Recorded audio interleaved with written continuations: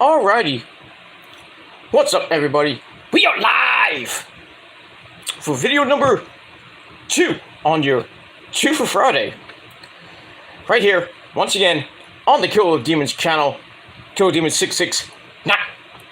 Thank you all for watching. My name is Peter Joseph, but you knew that already. And if you didn't, now you do know. But anyway, thank you all for watching. Make sure you like the video. Hit that subscribe button down there in the description box below, otherwise known as my pants. On this channel and my other 4 main channels, which are in the description box below. And as always, friend me on Facebook, follow me on Twitter and Instagram. If you're real, if you're not, if you're real, you can. If you're not, go fuck yourself. Go do something else with your time. And that's pretty much it. But in any case, so like, share, subscribe, share the video all over the internet. Follow me on social media if you're real. If you're not, go fuck yourself. Facebook, Twitter, and Instagram. And hit that bell. Turn on all notifications so you don't miss a goddamn thing. And if you do, well, fuck you, man. That's pretty much it. But if you do miss it and you're a good subscriber and you do miss one of my videos, then unsubscribe, resubscribe again, hit the bell again if you're not getting my notifications, and the latest video will be right there on my videos, shorts, or my live section, or just or type in my name and my channel should come up, and you can do that too. But if you hit the bell and turn on all notifications, hopefully Neo and his team of monkeys will send out my videos. But if not, then unsubscribe and resubscribe again, hit the bell again, and then do that. Or really, to save you a whole lot of trouble, just type in my channel names, or just type in Peter Joseph. You should find me, or type in my old name, Peter Gilmore. You can find one of my channels, and that'll link you to one of my other channels. So you got that. So you can't miss a thing. And if you do, like I said, you lost. And that's pretty much it. Alright, well, we got somebody in the chat already. Alright, we got Stephen Rose. Stephen Rose, I know him from a long time ago. I have no beef with the guy. I don't really know him, you know, I know his name from, because he hangs out with Poston. But, yeah, I have to say, well, welcome, Stephen. How you doing? And, like I said, I have no beef with the guy. I've known him since, really, 2015, that epic hangout we had with a certain clown. But, you know, he was there when I basically destroyed that guy. And he still hasn't recovered from that. But in any case, welcome, Stephen. Thanks for popping in. And all that good stuff. Like I said, I don't have any beef with you. Sorry about that whole thing the other day where there was a clone account of me. There's a troll account of me that said some really nasty stuff about you. That was not me. I didn't even know your channel at the time. Like I said, I don't follow your channel. I mean, I know you're with Poston, so I you do deal with Poston stuff. I don't care about Poston that much. I don't even watch most of his videos anyway. I let Poston do what he does, and Poston probably lets me do whatever I want to do, and that's the way it should be. But yeah, so you know, I found out about this troll, this idiotic troll. Probably know who it is, but I'm not gonna name names. But you know, because I don't want to do that, to say it's somebody that it's not. But in any case, yeah, I found out that this imposter account of me, and I know there's a lot of imposter accounts of me and others that I'm affiliated with in my family or my friends, which is retarded. I mean, get a life. I mean, seriously, grow the fuck up. I don't care if you don't like me, but keep my family out of it. And if you can't do that, then you need to go to jail. Seriously, you need to get put in jail and get destroyed by a guy named Bubba with a big black mandingo. But I digress on that. But yeah, so I had to tell Steven that there was an imposter account of me that said all this stuff. It wasn't me, because I didn't even know I didn't even know his channel. I don't follow him. I don't subscribe to him. So I had to go on one of I'd go on this actual account and tell them, like, hey, you know, I didn't say all this. You know, this was a troll account, and I don't know who it is. I have an idea, but just, you know, and like I said, I put up on my Peter Gilmore community page on the Peter Joseph channel that you gotta be careful of who subs to you and who's in your chat, because it could be the real person, it could not be the real person. So you gotta be careful of that. And who you mod, because it could be a real person or it could be an imposter, and then they they misuse their mod pals, and they're banning people that are regulars in your chat and follow you on your channel and stuff like that. They're blocked, and their channel is blocked. They can't chat, and like what happened? Why did you block me? And like, I never blocked you. And then you're like, now you have to look through your mods to see who did this. So you got to be careful, and the easy solution, and you know, others I know have said this already. If you see me in your chat and I'm actually chatting, you know, it's normal chat. It's like, hi, how's it going? Then it's most likely 9 out of 10 times it's me, but there's that 1 out of 10 time it's not me. So if you see like, oh, you know, like, fuck you, the prophecy is the greatest, you know, it's 9 times out of 10 it's not me. So the best thing for you guys to do, and hear me out guys, if you're not sure of a channel that's in your chat, and if they're saying shit, go in the chat. If you have a mod or you do it yourself, go to the side chat and go and type the little 3 period thing, and then you can go, hi user, go to the channel and see how many subs they have. If they have 0 subs to about 50 subs, most of the time it's a fake account. If they don't have any videos, it's a fake account. But I had to tell Stephen Rose that, you know, look at my subscriber count. Look at, that's the imposter account, how many subs it has. And by the way, that account has been did get reported, so it is what it is. I can't care less, you know, about it, but you know, but when my name gets dragged through the mud on other people's shows that I don't really follow, and then they do a video and I find out they did a video about me saying, oh, you know, they're talking shit. I'm like, where did this come from? I don't know you from a hole in the wall. But, you know, I told Steven it wasn't me, so everything is cool. And that's the way it should be, and that's it. But to that person who made that account, eat a dick. Grow up. And if you can't, then you need help. That's all I got to say about that. All right, let's move on from that and move on, because I'm not going to care about these immature people that really need to grow up. And I don't know if they're ever going to grow up. I'm not going to worry about it. But like I said, I will defend myself if certain things like this happen to somebody's chat. I had to do that with Issa, because that same account went into Issa's chat and said, why do you allow people that are simps for you? And she thought it was me.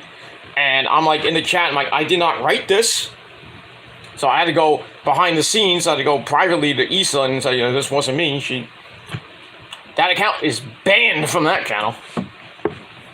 But I mean, but be careful who you have in your who subs to you and who is in your live chat, because it could be the real account. It could be a douchebag troll account and impersonating somebody.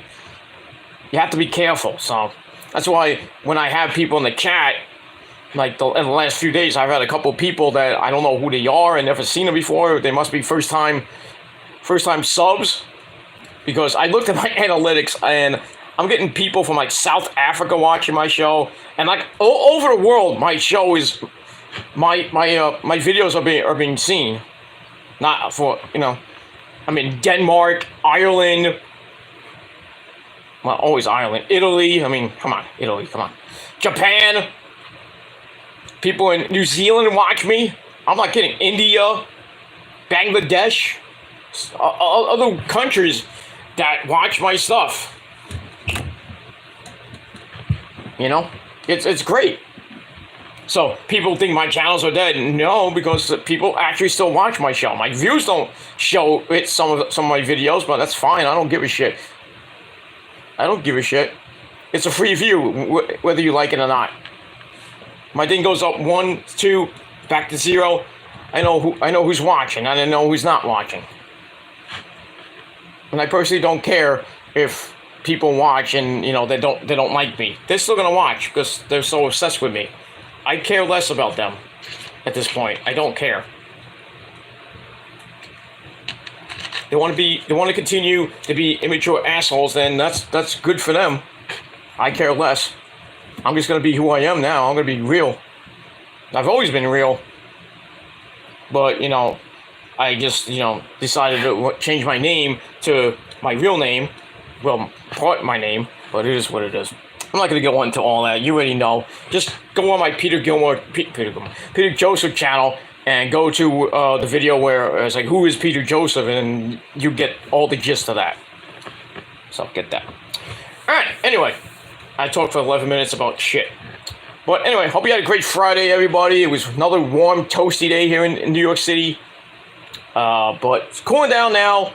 And tomorrow's going to be raining on and off, and then Sunday's gonna be the same thing, and then probably Monday, but it's gonna be in the low 60s for around 55 to 63 at most.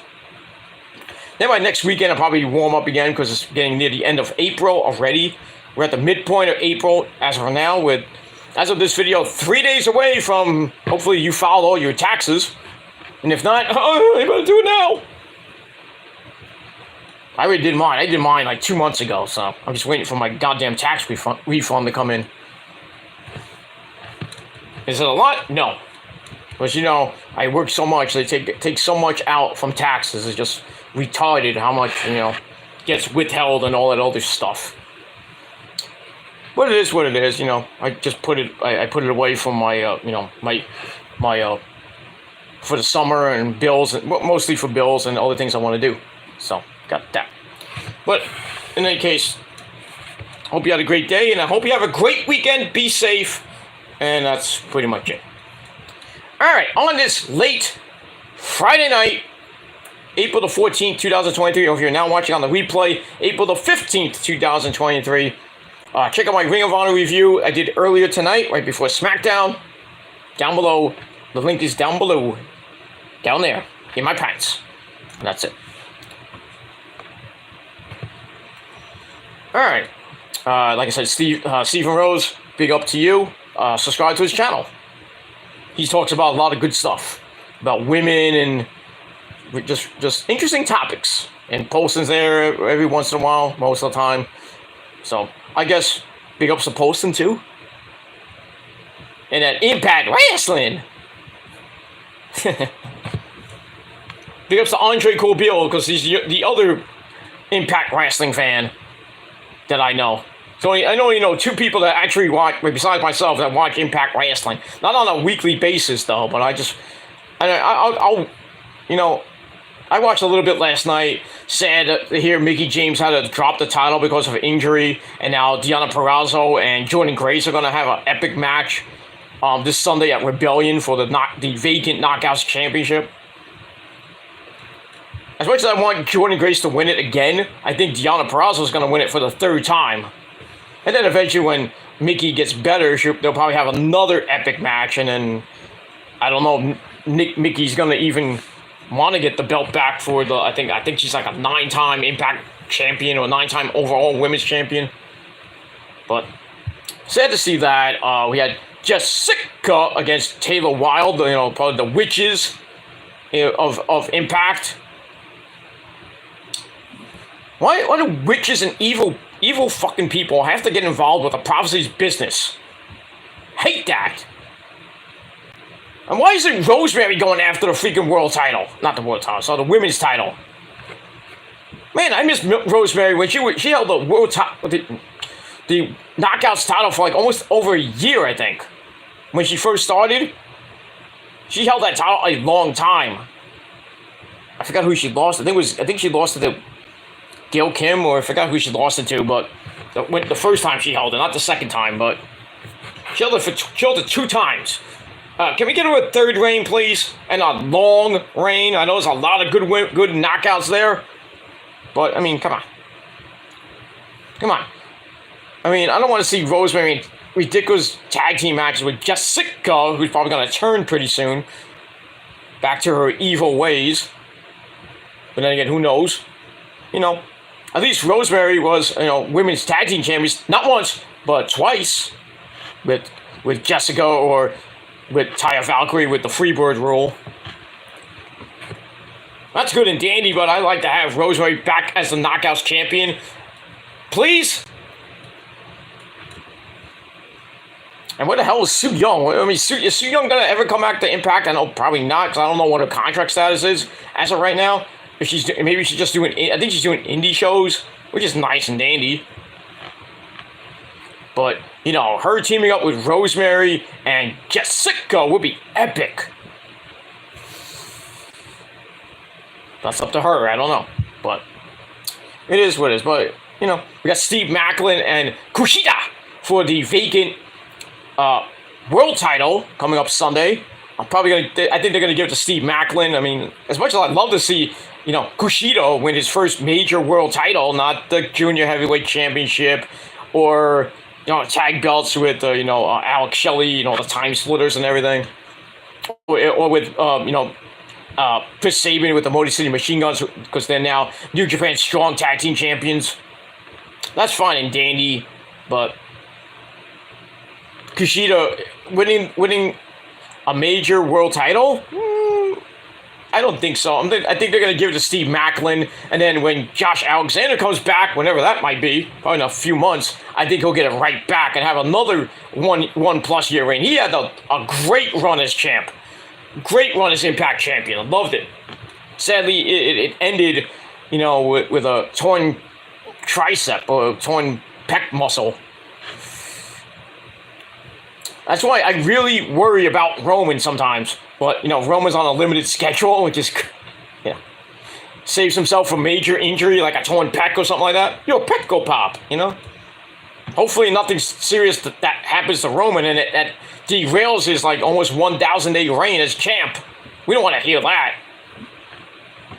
It will be a sad day in wrestling when Roman Reigns has to vacate the title because of a stupid freaking pec injury or a major, a leg injury or some type of arm injury. I mean, Roman could probably work through an arm injury by himself. But it was serious, pecs or tricep tear or knee ligament damage or some weird, horrible injury. I don't want to hear that. I really don't want it to happen at all. But, injuries do happen in wrestling that you can't foresee, you can't stop. So, but at this rate, Roman, barring a major injury, I hope he goes 1,500 plus days as champ. He's getting close to be surpassing. If he goes to 1,200, I think he surpasses Pedro Morales. He's already about to eclipse Hogan. Well, not his first time he held it. There's the second time he held it for 5 years, 1,500 days. Held it for 5 years.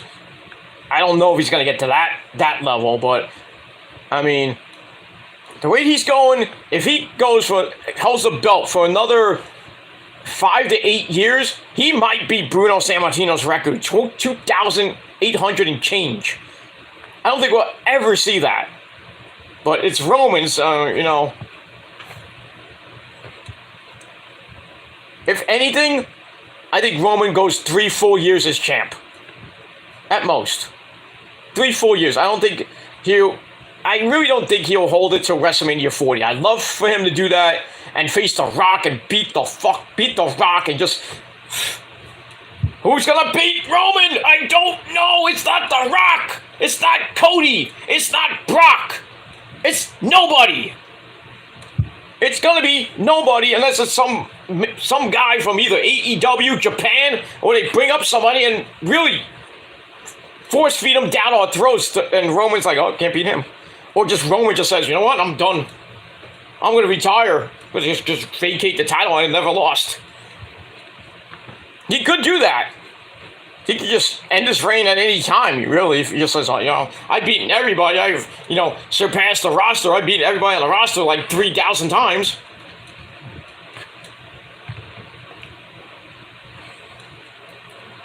I mean, he's not going to be at Backlash defending the title. He will be at Night of Champions in Saudi Arabia defending against, most likely, I would think, Jey Uso, the way the storyline is going. But then again, they may save that for SummerSlam. Maybe, but they're thinking Cody Rhodes again. I'm like, why? Oh, because he won Money in the Bank. Actually, really today, there's stories coming out that Eli Drake is, LA Knight, is slated to win Money in the Bank. I hope they keep that.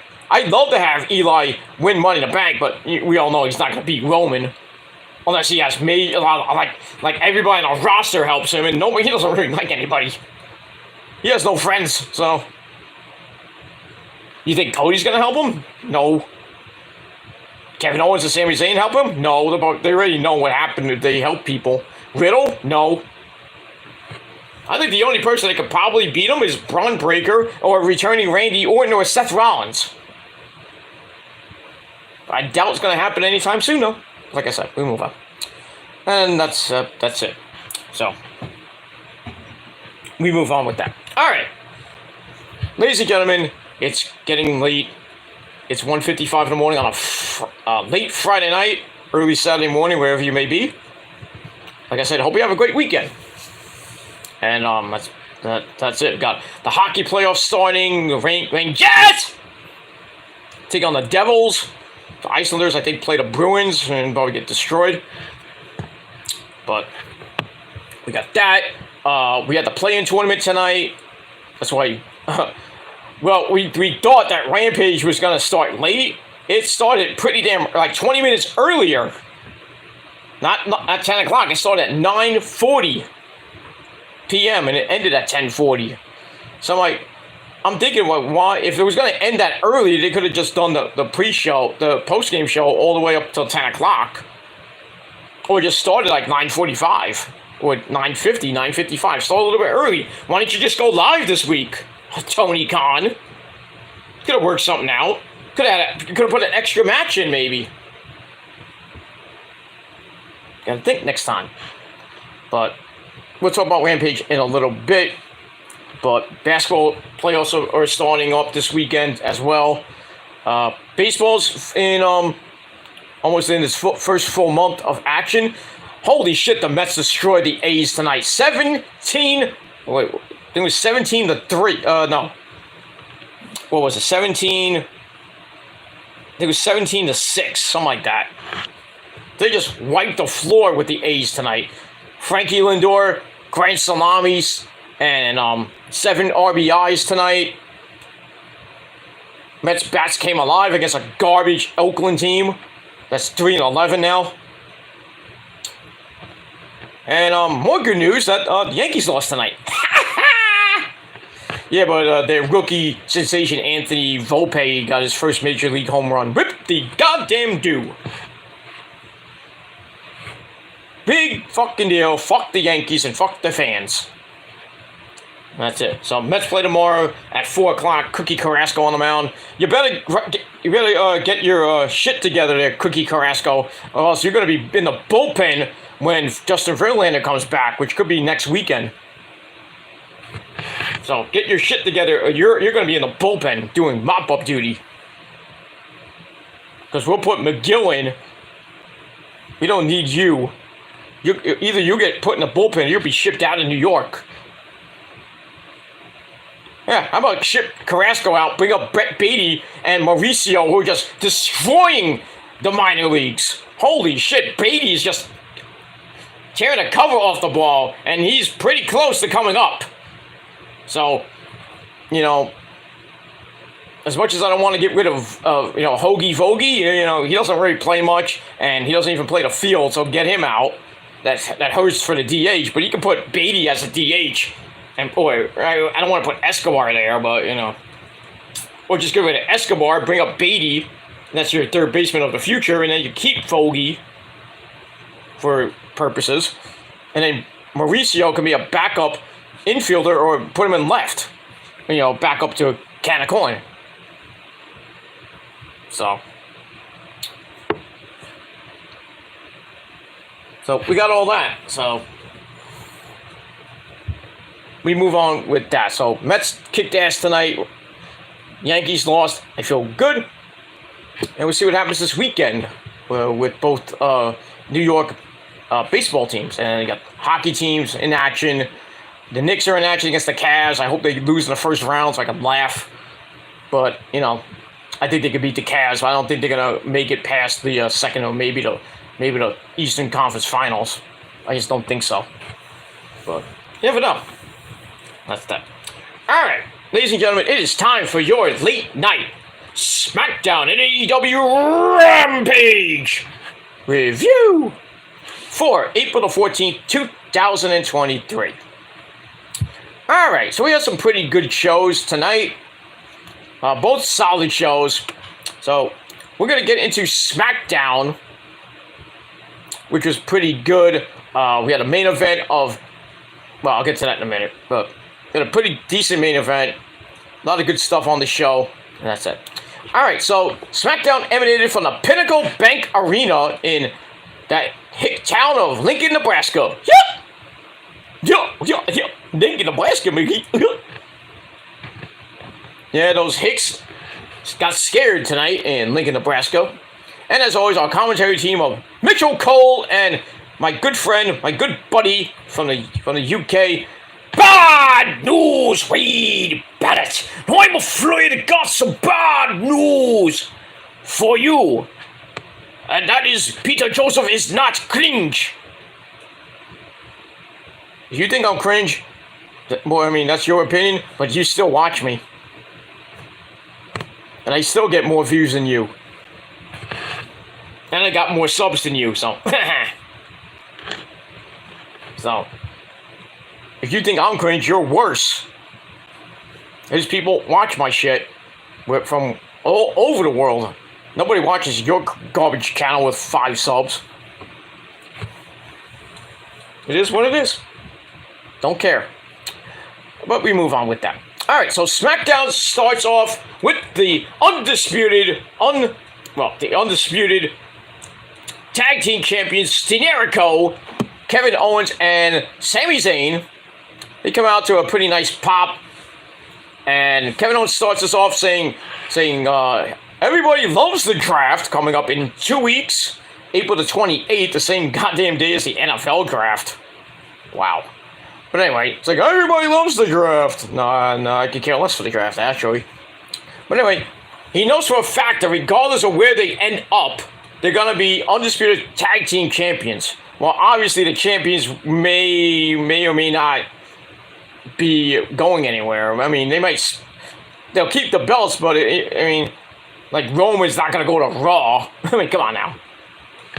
I mean, it has happened. Like the Undertaker. Remember when the Undertaker got drafted to SmackDown and he got pissed? We all remember that when it was Biker Taker. He was like, "Fuck, get out of here." And then remember when Triple H got drafted to SmackDown and he was like, "What?" And then he got drafted to Raw on the same night.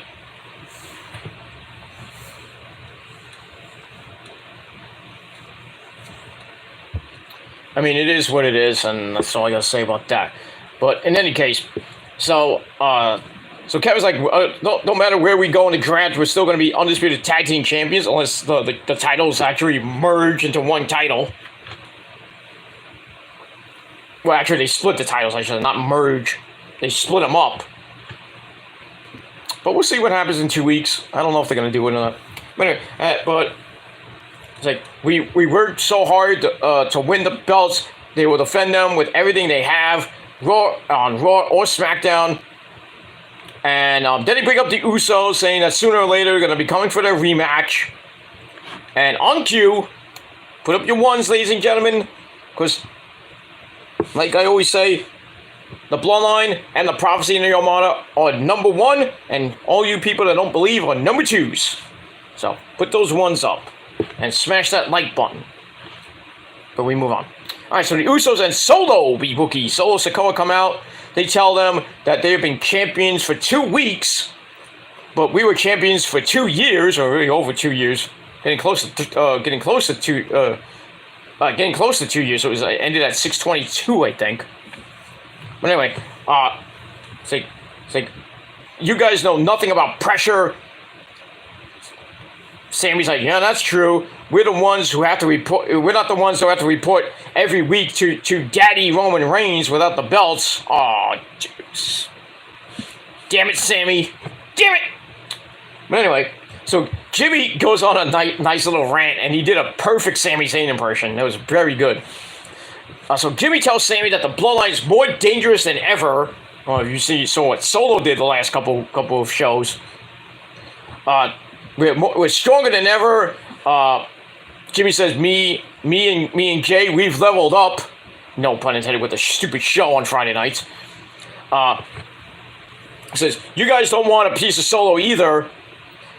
Because he's kicking ass right now. Jimmy tells them that we're going to become the 9-time WWE Tag Team Champions, whether they like it or not. And then Jay gets on the mic, says there are no cracks in the bloodline. So you say. And just like when they take back the titles, Sammy and Kevin are going to do what they always do and turn on each other. Really, Sammy should turn on Kevin, not have the old Kevin Owens, turns on El Generico. Then we get the Revancha matches and stuff like that. Blah blah blah blah blah blah. They're gonna fold under pressure, turn on each other, and then Jay tells Kevin that it would be Sammy stabbing his brother in the back, just like his entire family, like the bloodline. So Sammy says, "I wish I was as good at anything as good as you lying to yourself." Sammy says, "If you want to act like Roman is cool about them not being champions, about no cracks in the bloodline, so be it." Or about Solo being ready to drop him last week. I'm all fine with that. It doesn't matter what you have to say, Jay, because you guys did not come out here just to talk, did you? So the Usos are like, yeah, you're right. Throw down the mics. Then they try to surround the ring shield style. But then Riddle comes out over the barricade, attacks Solo as both teams fight over the barricade. Solo goes for the spike. Riddle ducks, hits him with a ripcord knee to face. Then he goes up top looking for the floating bro, and then the Usos pull Solo to safety as Riddle, Sammy, and Kevin are in the ring celebrating, they raise the title belts and all that good stuff. So it was a pretty good segment to start. He gave it 3.25 out of 5 stars for that. And we're off and running on Smackdown. Alright, then after the break, we find out from Adam Pearce talking to one of the referees that he made it official. In the main event is going to be Matt Riddle one-on-one with Solo Mibuki, Solo Sikoa. And I think you know how that ends. A lot of chaos. And we move on with that. So I gave that segment 2.5 out of 5 stars. Alright, get to our first official match of the night after a video about this little match and feud between Xavier Woods and Eli Drake. That's not an insult. That, my friends, is just a fact of life. Yeah! Dummy! Yeah! Alright, so the feud about the whole video game stuff and ridiculous, but it is what it is. Alright, so we start off with a shoulder tackle by Eli, takes Xavier Woods down, and then Eli runs the ropes, but a drop kick connects by Xavier. Then some right hands followed by a headlock takeover. Keeps it on as Eli sends him to the ropes. Xavier spins and catches him with a Russian leg sweep, circa 1922.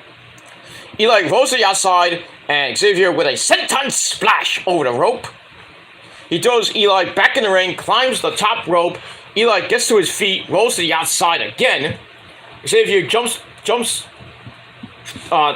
the second rope, but Eli moved out of the way, and he throws Xavier into the ring post. Ow! As we go to break, we come back. Eli's still in control, hits a swinging neck breaker as we go back in the ring. Goes for the cover, Woods kicks out of that. Woo! And then Eli throws Xavier to the ropes. Woods with a side kick to the face. Then he makes a big comeback. He has a forearm to the face, goes for a cover, and Eli kicked out. Xavier goes for a kick, but Eli moved out of the way, hits him with a DDT, goes for the cover, another kick out, and then they go back and forth. We're getting near the end of the match. Eli with a waist lock as he rolls Woods up, grabs a handful of tights, but the referee saw it, like, you can't do that, no, no, no. And it's Jessica Carr, the referee, said, Eli, no, no, no, can't do that. So Eli starts yelling, he's like, hey, count, asshole. So that distraction led to Xavier rolling him up the same way, and he has a handful of tights himself. 1, 2, 3, Xavier Woods gets the win over Eli Drake, which pissed me off. Why is Eli losing all the time? Why? If you want to build him up to win Money in the Bank, you have to get him some wins between now and July 1st. I mean, come on now.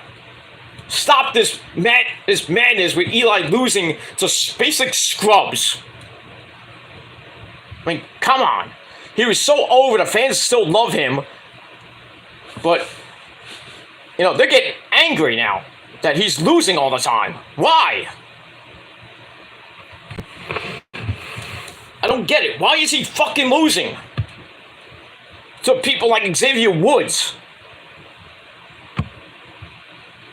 I just have a feeling he's going to get released again when the spring cleaning comes around again.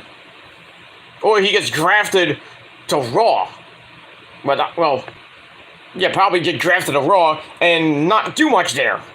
When he should be either the United States champion or at least Intercontinental champion. I don't know anymore. I don't know with this company anymore. But it is weird. So Xavier Woods wins. Match he gave 2.5 out of 5 stars. And that's it. Alright, then we go to the back. We have Imperium.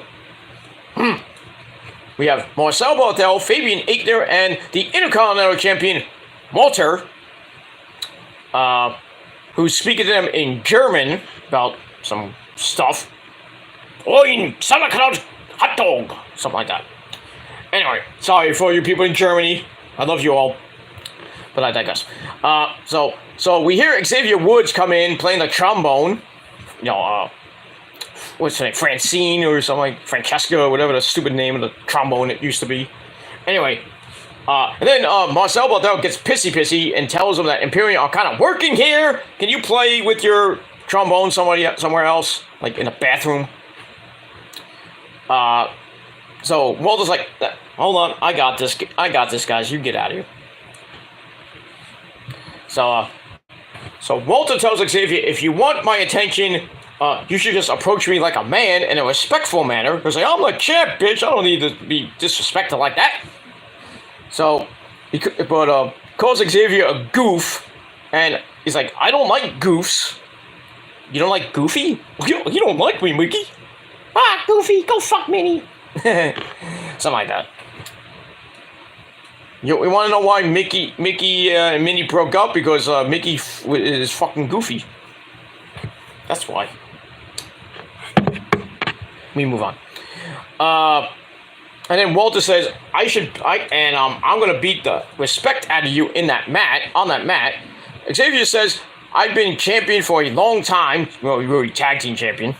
And we never had a match together. So, with the draft coming up, wherever I go, I feel more than ready to take your belt. So it looks like we're going to get Xavier Woods and Walter for the Intercontinental title. I'm like, R.I.P. Xavier Woods, because Walter's going to destroy him.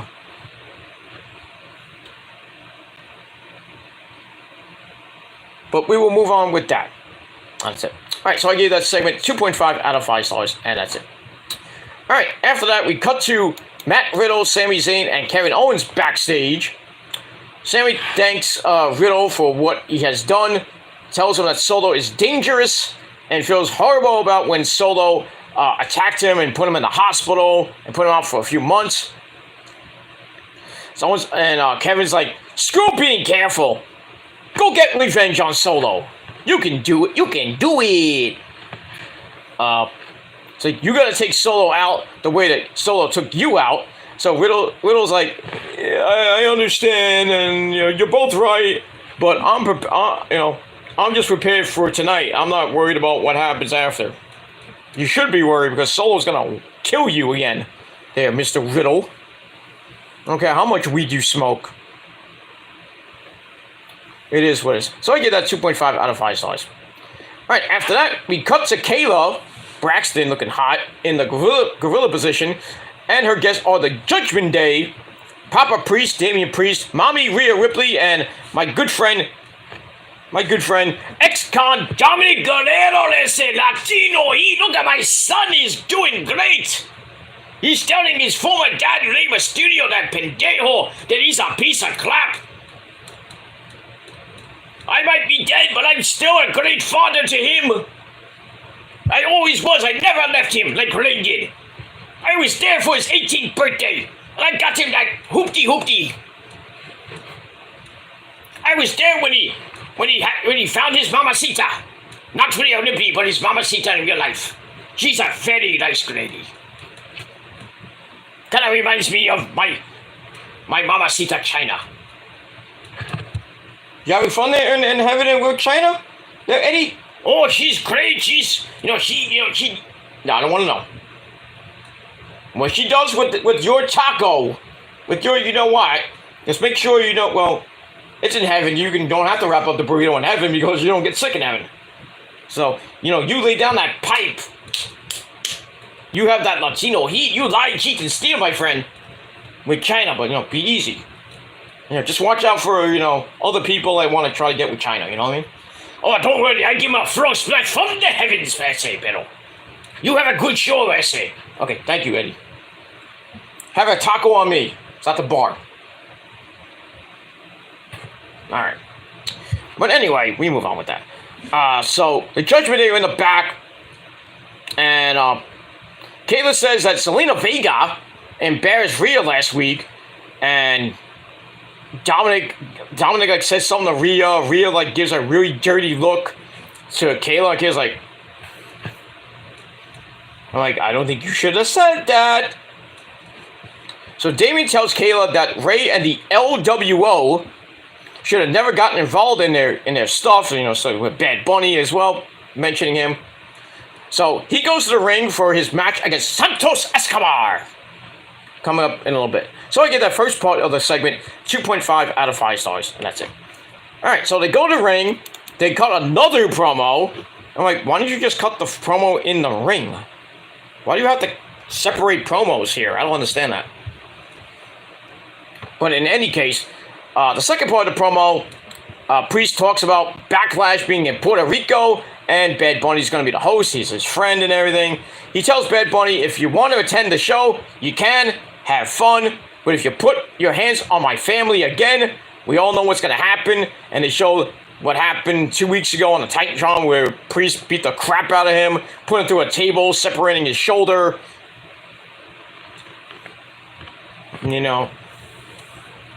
So, Bad Bunny had a concert tonight. This thing's still going on.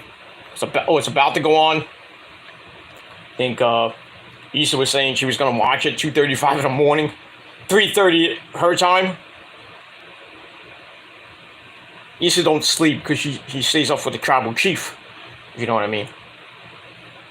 She stays up all night long for the tribal chief. She'll tell you that herself, but I digress on that. But anyway, so we see that, we see it in regular, then we see it in slow motion, and Priest is like all happy with that. Mommy Rhea's in the ring, the fans are all booing.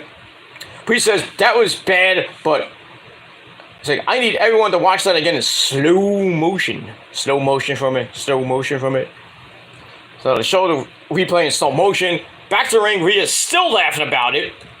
And then we hear the music of the LWO. And Selena Vega comes out first with chincletas. Oh, shit! She takes... She takes out, one of these. One of these. It's dirty, but She takes out one of these, a chincleta. It's like, I'm gonna beat this bendeja up with I'm gonna throw a chincleta at her. beat her up. I was like, oh shit, she broke out the chicleta. Oh god. I'll tell you, those Puerto Rican women, they don't put up with that shit from, those guys, all the guys and everything.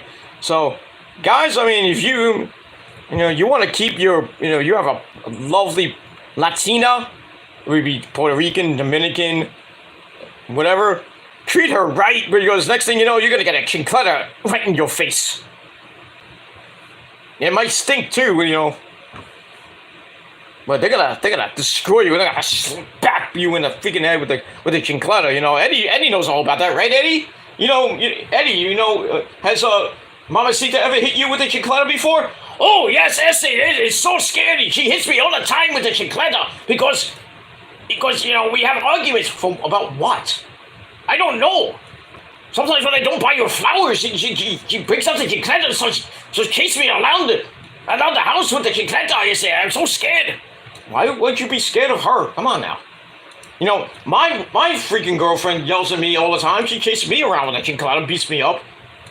When I take my chicleta and just shove it right down her throat, you know what I mean? Show her what a man is in this house. But yeah, I'll tell you the truth. Being with a Mexican woman or a Latina woman. Oof. I take care of you, papi. I suck your finger all night, all the time. You treat me right, or I kick you with a chicleta. Like shit. But ladies, just remember, if you get with an Italian guy, we're the best lovers in the world, but you piss us off, you better have life insurance. And I'll tell you the truth, Italians are just like crazy. We're lovers, but we're fighters at the same time. And I should know I'm Italian, and back in my day, my grandmother hit me with a wooden spoon one time. Chased me around and beat me up with a wooden spoon. Those things hurt. You think getting hit with a belt, like Dominic got whipped with a belt at WrestleMania, you thought that hurt? You get hit with a wooden spoon. Especially if you live in an Italian family. Woo-hoo. And your grandmother's like Sicilian. Or full Italian. You better get away fast, dude. You're gonna have welts on your back. Man, I remember my grandma, God rest her mighty soul, but forget it. I acted up a few times. She like took out the wooden spoon and bam! Like shit. That thing stings and it hurts. I mean, what's worse, getting hit with a wooden spoon or getting hit with a chicleta? Imagine a spiked chicleta or chancleta. Ooh, boy. But in any case, Selena came out with the chicleta. I freaking marked the fuck out. That was funny as hell. Rhea leaves the ring, and then the other members of the LWO, Santos, Joaquin Wilde, and Raul Mendoza attack Papa Priest and Dominic from behind. They leave the ring as we go to commercial. So I did the second part. That promo, 2.5 out of 5 stars as well. So we go to commercial. We come back with Santos Escobar and the other members of the LWO, along with Selena Vega, taking on Damian Priest with Mommy Rhea Ripley and Dom at ringside. So numbers are in favor of the LWO. So it was a pretty decent match. It's also with Santos with a crossbody off the top, then a clothesline sending Priest to the floor, but he stays on his feet. Santos gets on the ring apron, goes for a double axe handle, but Priest with a big right hand. Throws Santos back in the ring. Then he starts to working on with a elbow in the corner followed by a suplex. Goes for the cover, but Escobar kicks out at 2. Then he grabs him, hits some big kicks to Escobar, chop him in the chest. But Escobar runs the ropes, hits Priest with a drop kick. Goes for the cover, Priest kicks out at 2. Then it kind of went back and forth. Priest jumps off the ring steps, hits him with a double axe handle. For the big man. Go to commercial, we come back. Priest slams Escobar face first into the ring. Ow. Goes for the cover. Escobar kicks out as we go into the ring. Then more back and forth. They go. And then Rhea Ripley gets on the apron for a distraction as Dominic grabs Priest when Santos was about to grab him. Priest with a clothesline on the Santos. Then he goes to the outside, attacks the other members of the LWO who are attacking Dom. They beat the shit out of Dom. Damn. And then Selena Vega was going after Rhea Ripley with the chancletas and everything. Escobar with a suicide dive on the Priest on the outside of the ring. Throws Priest back in as Rhea grabs Escobar's leg. Selena Vega then throws Rhea face first into the barricade. Ow. Then starts chasing her around, with the chancleta even more. While that's going on, Priest is in the ring with Santos hits South of Heaven. Fucking Slayer! 1, 2, 3. Once again, the Judgment Day, caused a lot of chaos, and they still get the win. So, Papa Priest gets the win over Santos Escobar. Amidst all that chaos. And that's it. So, gave the match 2.5 out of 5 stars. Then, after the match, Priest grabs Santos on the outside of the ring, and then we hear the music goes, Rey Mysterio, booyaka, booyaka, 619, booyaka, booyaka, Rey Mysterio. So he comes from behind and jumps Priest off the barricade. And then Dom gets to the ring. Oh, by the way, when Raul Mendoza and Joaquin Wilde were beating up Dom, you see freaking Michael Cole, the fucking mark that he is, going, yeah, kick his ass! Kick the crap out of him! Give him what he deserves! I'm like, Cole, shut the fuck up, man, before I come over there and kick your ass. Fucking Cole is a fucking mark. I'm like, if I was Wade Barrett, I'm like, settle down, Cole, shut up. Fucking mark. I would say that on live television. I was like, Michael Cole, stop being such a fucking mark for Rey Mysterio. Stop it. Like, stop being such a mark. You freaking mark. Then freaking Triple H's like, what did you say? You're fired. I'm like, I quit. Fuck you. I'm telling the truth. He's a mark. Want to bring back Moro and all? You have to call him a mark? Go ahead. Mamma mia! Blah, blah, blah, blah, blah. Alright, so Ray gets in the ring, jumps Damien from behind. Dominic comes in the ring, and him and Ray start going at it. Ray has Dom loaded up for the 619, but Papa Priest and Mama Rhea Ripley save him. And that ends the segment with the LWO, all 5 of them, looking on at the 3 of the Judgment Day. So where you got a 5-on-4 situation. So I did hear rumors of the Judgment Day getting another person. I don't know who. So if we could have a 5-on-5 match, put the win like a 5-on-5 mixed tag team match. Do it if you can, but we'll see. And we move on with that, and that's pretty much it. So we'll see what happens with the LWO and the Judgment Day as we roll on. That's it. All right, then we go to the back with the Bloodline. We have the Usos and Solo getting ready for his match with Riddle. Then we see the Wise Man. My name is Paul Heyman. There, and he says, I just got off the phone with the Tribal Chief. We must acknowledge, it's Friday night, we must acknowledge the Tribal Chief and the man who is at 900 and... I don't know what number he's at this point. 950... Well, as of this video, 958 days as champ. So we're getting close to one more month of Roman before, well, really just about a month away from Roman hitting that magical number 1,000 on the same day as Night of Champions. Will he do it? I think he will. I guess who? I would probably think Jey Uso. But then again, who knows what's going to happen with the tag team belts. If the Usos win the tag team belts, because Sami can't go to Saudi Arabia to defend the belts. So I don't know how that's going to work. That's why I think they made the match before well, actually, it's the 28th, so I would think the Usos are going to lose, and then eventually Jimmy and Jay will probably be kicked out of the bloodline. And then they're going to... I think that's where we're going to start seeing the revenge of the Usos, and I think Roman will just have Solo by his side and the Wise Man. But then, Roman's going to start getting, a little bit worried that he has nobody left and everybody's coming for him. Like, his family are coming after him to end his reign by SummerSlam.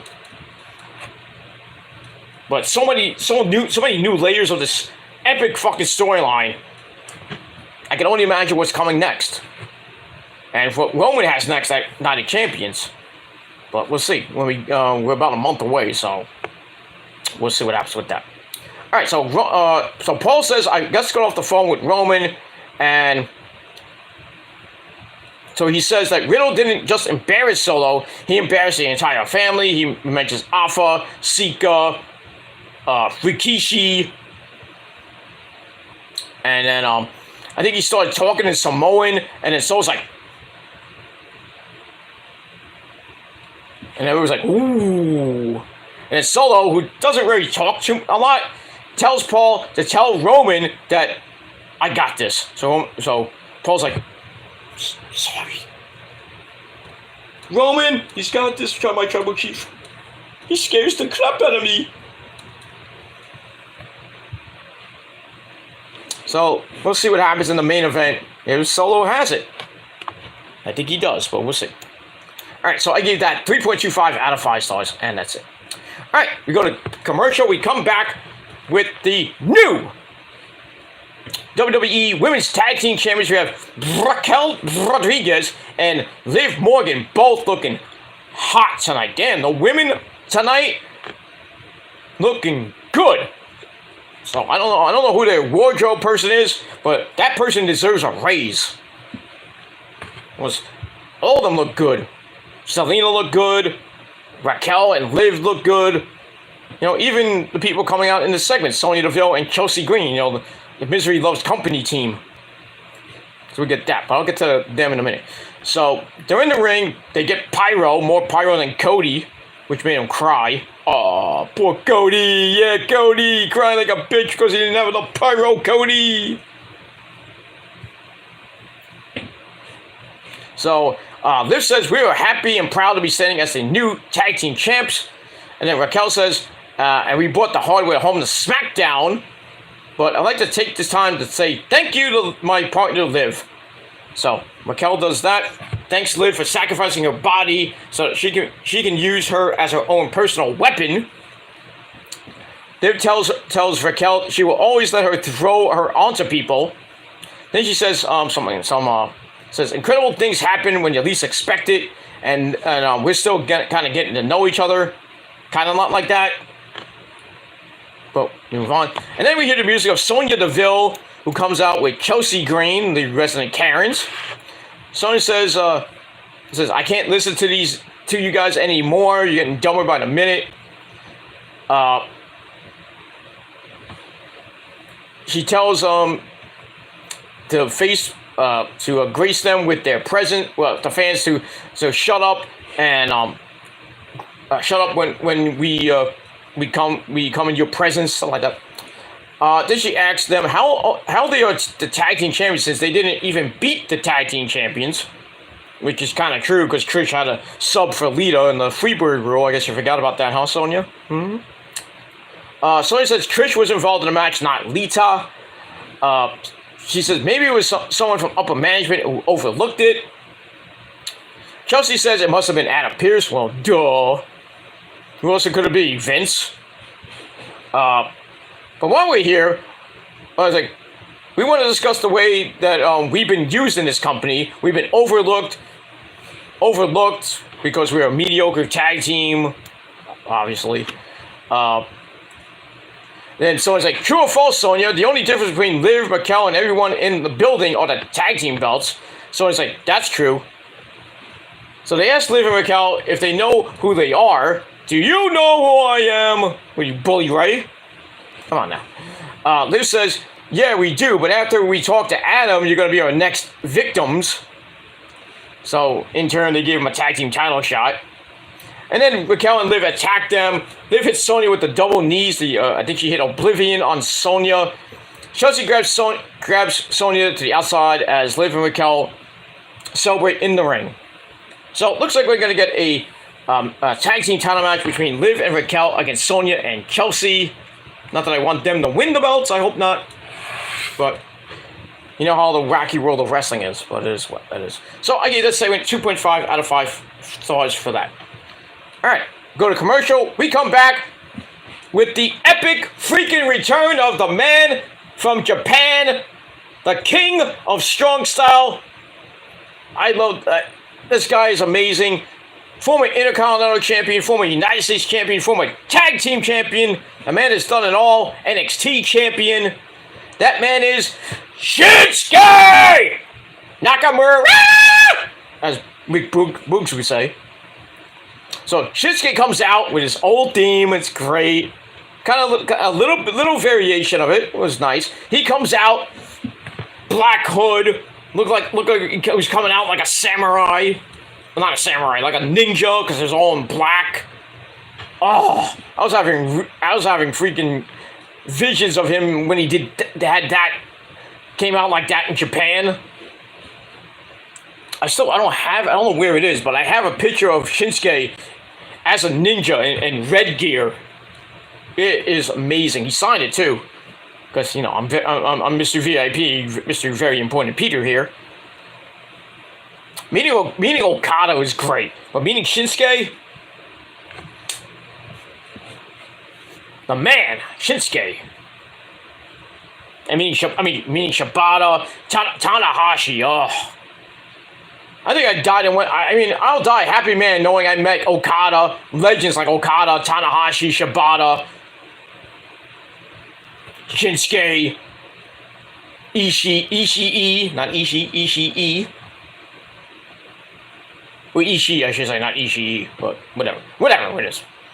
Goto, Kushida, all the people that came from Japan, except for like guys like Fiend Balor, and you know. I met one half of the Good Brothers. I met Carl Anderson in the freaking when he was in Ring of Honor. I met him in the elevator, and I almost got stuck in the elevator with him and a couple of fans. Oh, that would have been fun. That story always makes me laugh. You talk about wrestling, and then the elevator almost got stuck. I'm like, no!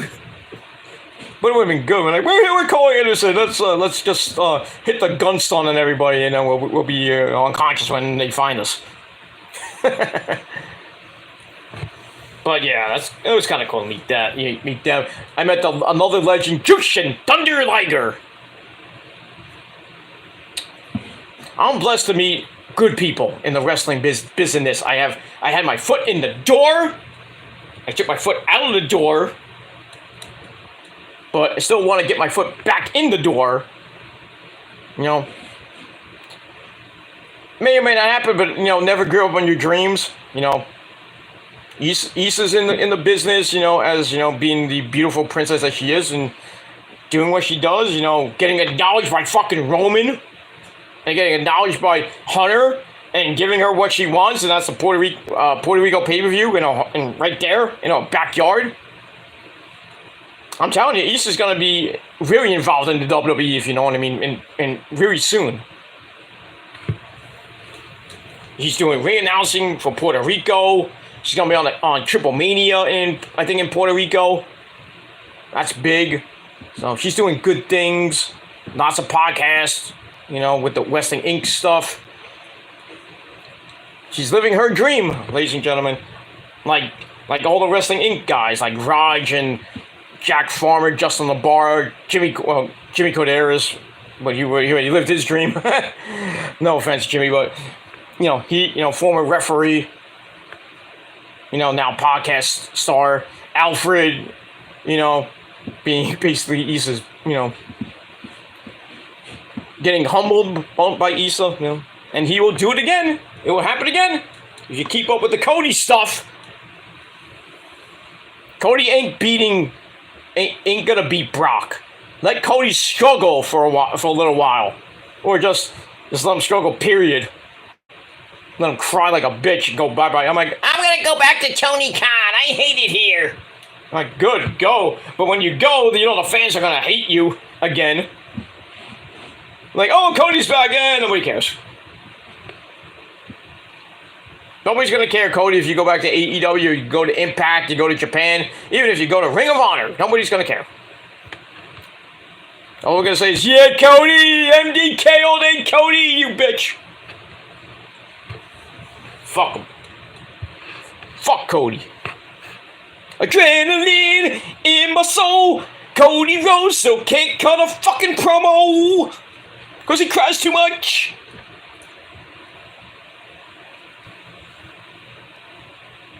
Cody actually is doing some interesting things. He's looking to do Hollywood.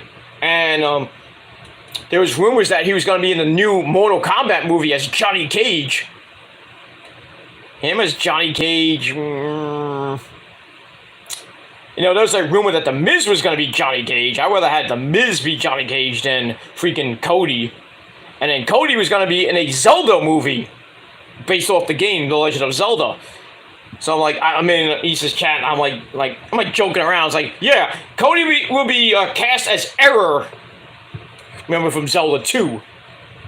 He wasn't in Zelda 1, Zelda 2. The Adventure of Link. I am Error. Okay, you are. You're just gonna stand there like a big fat guy. Do nothing in that. What was the point of him in that game? He just stood there and they just like gave you. He was there the whole time, giving you clues. Yeah, Cody's gonna be Error. Then again, he should be Ganondorf. Not Ganon, not Ganondorf. Or as I call him, Ganondork. I like Zelda and all, but, you know, my favorites are, like, the original Zelda, the first two. Anything after that, I really didn't like. Breath of the Wind, Majora's Mask, Ocarina of Time is pretty good, though. I like that. Anything else after that, I don't really like. Wind Waker, whatever it's called. I'm a more Final Fantasy guy than Zelda. But yeah, if they cast Cody in a Zelda movie, put him as Ganondork or Ganon or Error. What else? Who else could he be? Just a random person? Hey, look, it's Cody Rhodes. He's playing an NPC. Nobody cares. Maybe he'll probably play the king. You know, probably play King, you know, Zelda's dad or something like that. And they go to like, you dumb fool. You insolent fool! Pretty much. Alright, so Shinsuke comes out. Fans were going nuts. I was like, oh man, this would be even more epic if Pat McAfee was at ringside, dancing on Michael Cole's head. But it is what it is. So Shinsuke, in his comeback match, his return match against Mad Crap Moss, who's in backstage with his real-life girlfriend, Emma, or Tino Dashwood, who tells him that Shinsuke has nothing on him and you're going to get the win. That's the spirit, Emma. You tell him he's going to job to the guy. That's the spirit. That's what any good girlfriend would do. He's like, you're going to go in the ring, you're going to have a great match, and you're going to lose anyway. Oh, thanks for the concern. Bitch. I never had that problem in XWF. I never had that problem. We all know Valerie Sky, my character's girlfriend slash bitch, basically. You know, wife and everything. She was like a mentor. She like really fired him up like, yeah, you're gonna make all those guys suck your dick. You're the champ. When I was champ. Man, I miss those days. I miss the old XWF before it became a pedophile federation run by two actual pedophiles. It's true. It's true. I had good times there, man. I'm still the longest reigning trios champion in XWF history. Over 1 year. Because nobody wanted to face us. It was so sad. like, damn, I'm fighting for the Universal title and losing half the time. I'm fighting for the Heart title, winning that 4 times over. No, actually 5 times over. Winning the tag belts a few times. Was honorary king of the ring. That was given to me by the stupid moderators and everything. And then I won the Universal title out of spite because the guy didn't want to face me like a man. Whipped his ass easily. I didn't have to really have to roleplay. I just roleplayed anyway. Like, it was like a half-ass RP. It's like, oh, you're not going to show up, I'm just going to kick your ass anyway. So I did that. I held the belt for 2 fucking weeks, which pissed me off. Because I got screwed in the Elimination Chamber match. Come on. But I had some good runs with the titles I won. I held I think the Heart title at one point for 4 months. But the Trios Championship, I was like Roman, never want to lose those belts. But right now, if I ever wanted to get back into e-fetting, I could do it because I have a lot of time. But I want to get into a good fed that that I don't have to deal with asshole owners or asshole moderators and shit on the forums and everything. Maybe, just maybe, if they're still around, maybe I can go back to SVO, where I was the Extreme Champion for like 4 times. I forget how many times. I'm still friends with the owner. I just can't find him on Twitter, which sucks. But never say never in the e-fetting world. I might return. Write those great stories I love and get back to back to the character that told everybody to suck his fucking cock. His super dick. That's real life too, by the way. But I digress on that. But never know what I'm going to do in the e-fetting world. And it's real e-feds, not like what a certain guy, Mr. Alrighty used to say, with his Facebook feds and, all the horrible car feds he had. Well, not even car feds, but, I thought Smackdown was going to be good with him and General Jerry. It was really Jerry's thing. I thought that was going to be good, and that kind of faded away and became obsolete. And then, WJ making up ridiculous freaking feds on Facebook and then put them on YouTube half the time. And I was the first champ all the time until the goof came around on Facebook, stole my title when I should have won it the first goddamn night. But it is what it is. The past is the past. WJ, I don't know what he's doing these days. I don't care, pretty much. Is he ever going to come back to YouTube? I don't know, because he kind of left on bad terms with, basically throwing everybody under the bus. And going completely mental. You don't remember that? Last year? Just go on my rant channel on the Rise and Fall of WJ. That epic video. I have like 2 videos on WJ. The Rise and Fall, and basically I did a video about the whole 7-hour hangout he did. Which is sad. Because we're trying to help the guy, and he's throwing guys like Danielson and Poston under the bus, the right smart buster, and even Crack Queen, Brittany. We're trying to help the guy, and he's just telling us to go fuck ourselves. And I'm trying to help the guy, and he's going off on me, and I'm like, well, fuck you then. I'm trying to help you, you tell me to fuck off, fuck you. Go suck a dick, man. It's like, go get help, take the Riddle, take something. Go check into a hospital or something like that, get help. But, he went off the deep end, and he actually did get, I think, institutionalized for a little while. And now, I don't know what he's doing. I hope he's living a good life. That's all I have to say. I know, I don't wish, bad things to happen to people, certain people, but like guys like WJ, who I looked up to, he was like one of my mentors here on YouTube. He was one of the original pillars, along with me and Boston Fan 79 and a couple other people. But I'm the only one left. So I'm kind of trying to follow in his footsteps, not with the sort of kind of follow his ways with the bullshit and going off on people and everything. But, you know, I'm still the longest reigning member of the former WC. But there is no YWC anymore. It died. It died in really 2015. And then if you think about it, I think when WJ left, it was like the final nail in the coffin, basically. But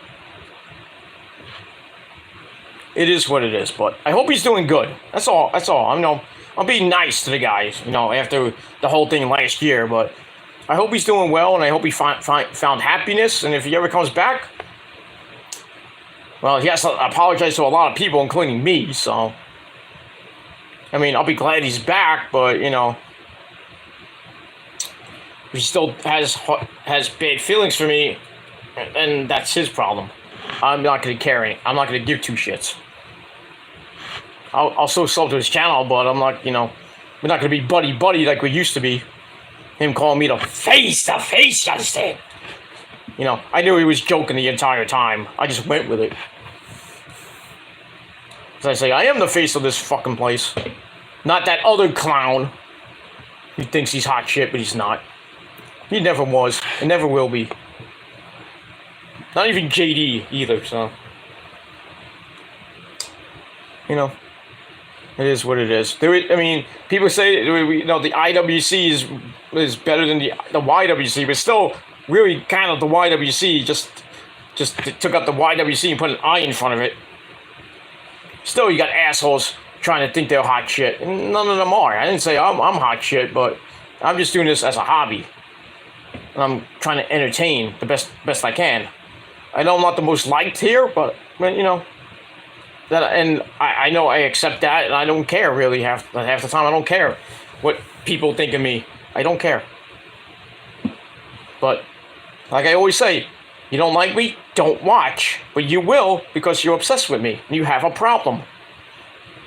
You spend all day on YouTube thinking about me, and then when I do a video, live or really live, you're in the background playing with yourself, jerking off to me. Make sure you wipe your hands and clean your sheets and your shorts after. Don't forget. But so invested in what I do on a daily basis. That's called obsession, and you have a problem. Get some help. I'm not on this website 24/7. I'm not. I care less what happens on this website half the time. I know I stick my nose into things I shouldn't be sticking it in.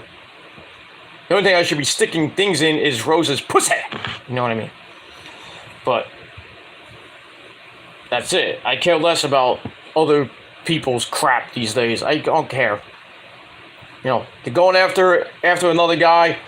I don't care. If it's not like one of my good friends, then I won't chime in. But if it's somebody that I really don't care about, I'm like, pfft.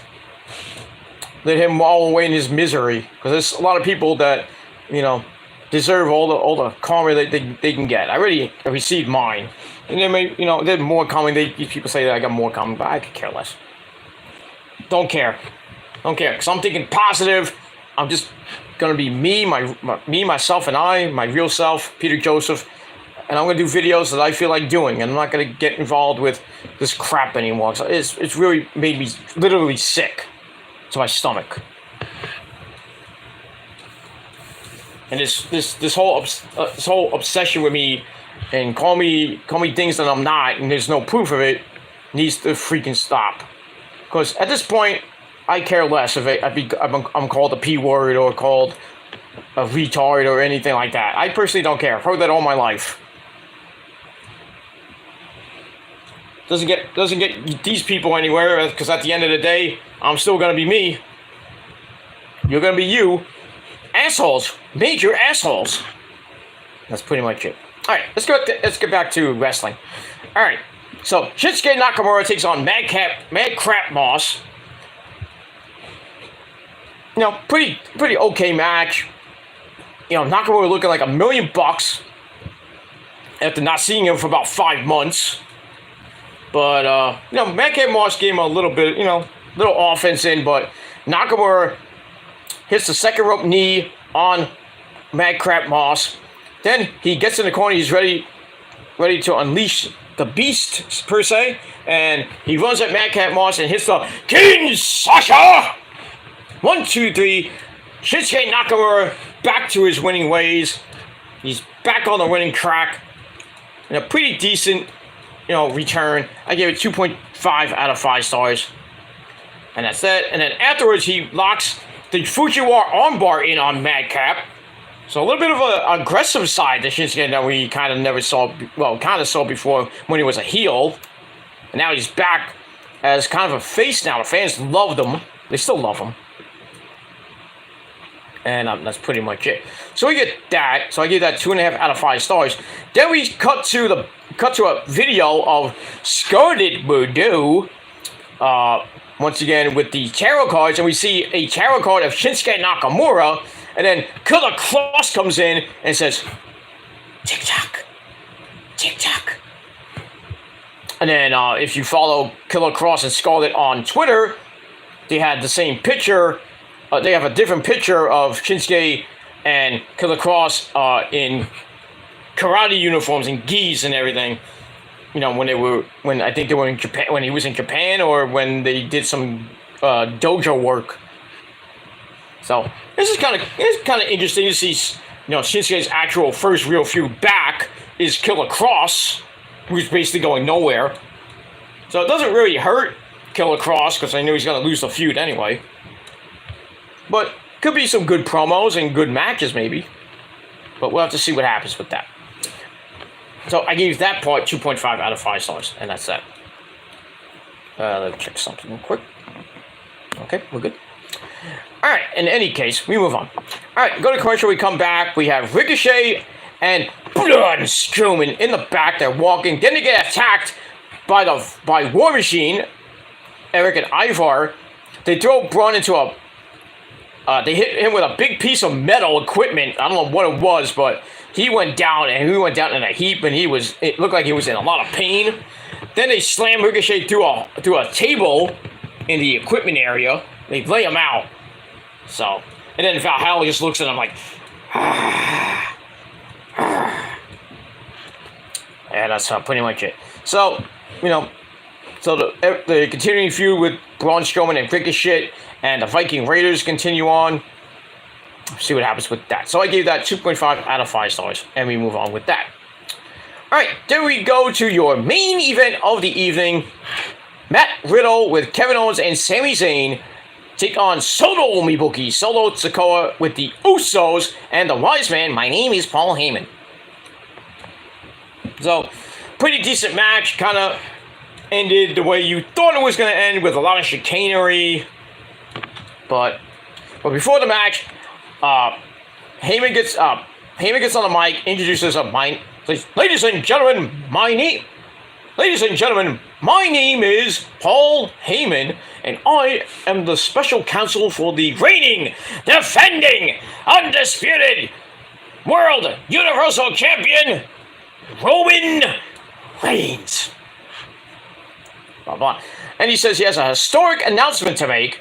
He says, I just got off the phone with Roman, and it is set 2 weeks from tonight, the biggest tag team match. I thought he was about to say Roman's going to defend the belt against Cody again. Because he said WrestleMania rematch. I was like, uh-oh, I don't want to see that.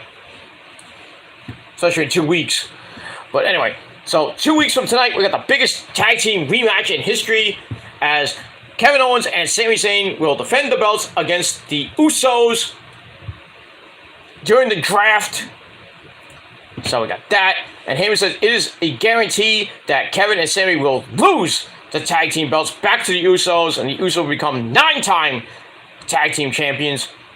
And they will win because Roman is losing patience with them. And the Usos thought that he was talking about Kevin and Sami, but if you notice, there's little details there. You gotta always look at the little details. Heyman looked at the Usos where it's like Roman is losing patience with you two. Telling you, Roman is going to, have to fix his mess. The mess that his cousins made. So I have to do everything around here. pretty much. So we got that. All right. So we got that, and then we get to the match. Match was pretty good. Usos caused a distraction, and then the referee kicked out both teams, which didn't last that long. So the rest of the match went back and forth. Riddle with a floating bro off the top. Solo kicks out at 2. And then we see the Usos walking through the fans. They jump the barricade. Owens and Sammy make their way to the ring as well. They fight on the outside. More chaos ensues. Well, in the ring, Riddle with a kick to the head. He's on the ring apron, jumps off the second rope onto the Usos on the outside. Then he climbs the top rope, he jumps off a Solo with a super kick. Super kick.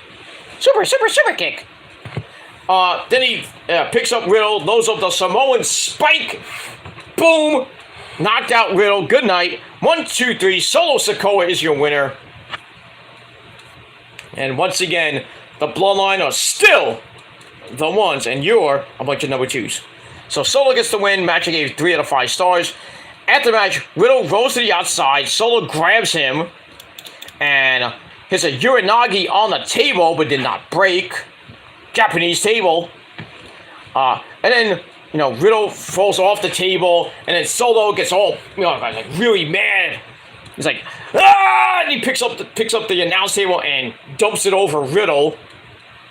And then he goes like, ah! And then Kevin and Sammy come out as the Usos are like backing away, and Solo's like backing away. And then Owens and Sammy are checking on Riddle. It looks like he hurt himself. He's like grabbing his wrist, or he's grabbing something. And then we see the Usos and Solo walk to the back, and Solo's talking in Samoan, like, what? Okay. So we got that. So we'll see what happens this Monday night on Raw and next week on Smackdown, as we're rolling on, and we're a couple weeks away from Backlash. We're actually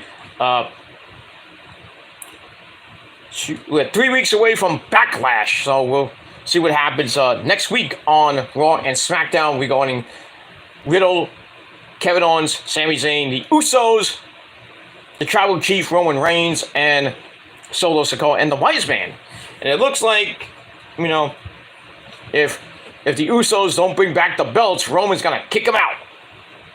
And Jimmy and Jay are gonna be pissy, and they're gonna probably they're gonna eventually probably turn on Roman, and then Roman will have to clean up that mess too. He's gonna smash Jay again, smash Jimmy again, and then always got left to Solo, and then Solo will maybe the one to turn on him maybe at SummerSlam. Hopefully he's not the one to turn, and then God forbid Eli Drake comes in and wins the belt. I don't want that to happen. It's not. I don't want it to be Cody. Let it be Eli. And then, I don't. It's not gonna be Eli doing it. I'd rather have like Solo Sikoa win Money in the Bank, and then Roman's like, "Oh, we got a problem here." And then maybe Solo's the guy that actually beats Roman for the belt. It could happen, but you never know. Never know between now and SummerSlam, August the 5th. So we'll see what happens with that. All right, we move on. All right, so that ends SmackDown, and I gave SmackDown a solid 6.5 out of 10 stars. And that's it. All right, let's quickly get to Rampage, which came on the air at 9:40 p.m.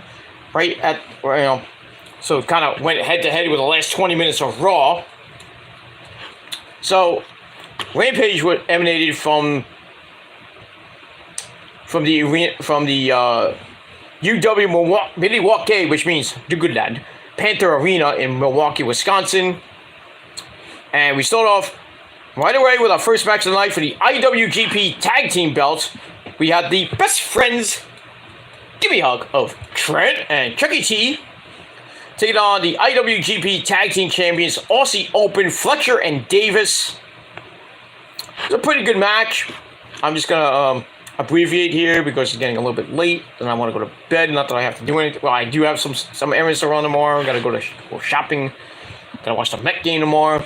And really just take the weekend off, because that's what I do on the weekends, is take the weekend off. Next weekend, I got a busy weekend, but next weekend I'm actually doing some work.